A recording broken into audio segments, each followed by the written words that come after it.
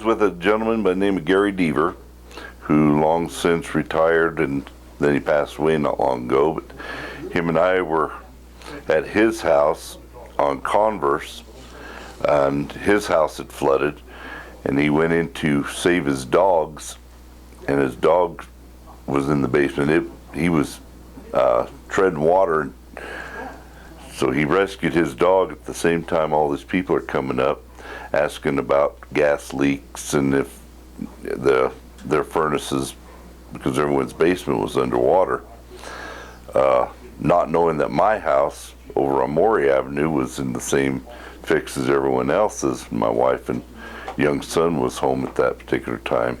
My wife was expecting our second child, and we got the call. We went and got a city pickup and started making rounds of streets. We had some barricades with us, and we went to Prairie Avenue, and where the little bridge is on Prairie Avenue, it felt like it was breaking loose from the street.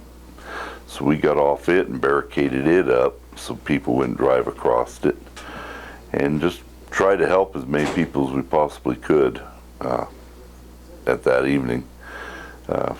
Seemed like I got home in time to change clothes and go back to work. We just answered a lot of questions and helped as many people as we possibly could. Not so much, saving lives, but helping them get to higher ground, I guess would be the word for it. We did what we could. The aftermath and cleanups were where we kind of came in, and lots of trash, lots of debris that people were bringing out of their homes, freezers full of beef and meat that was spoiled, just a lot of debris, and we hauled all of it off, and I helped load up all the loaders so they could dump in the truck, and more the muscle end of it. And it was quite a night, though.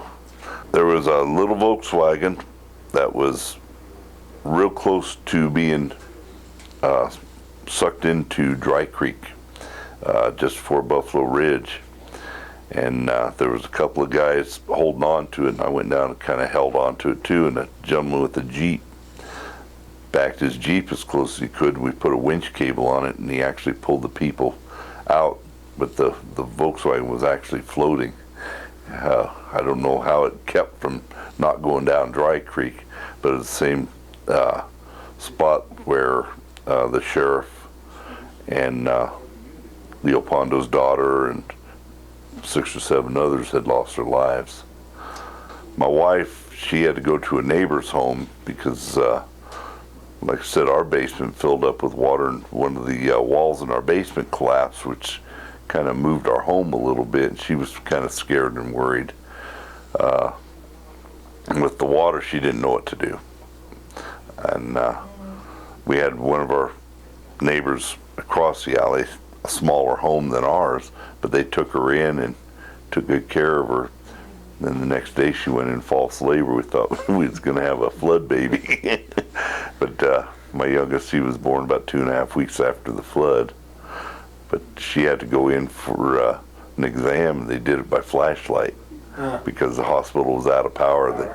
Their generator room had flooded too, so they had everything they was doing was off of batteries and power generators. So it's kind of a blur, actually. But I lost my pickup, I lost my house, and then FEMA told me that I was fortunate because we still had our home standing, so we really didn't lose anything.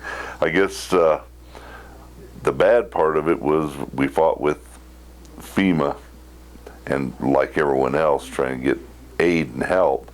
But I think the good part of it is it made people aware of Cheyenne, how vulnerable we were to flooding.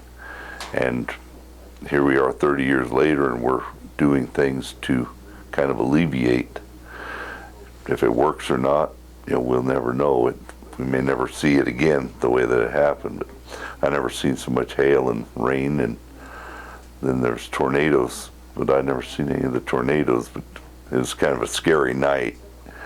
You're trying to help people at the same time. You don't want to get into a predicament where you're going to be a casualty yourself. But as a department, we just reacted. We just banded together and did what we thought we needed to do, and everybody was in different parts of town, and nobody really knew what everybody was doing.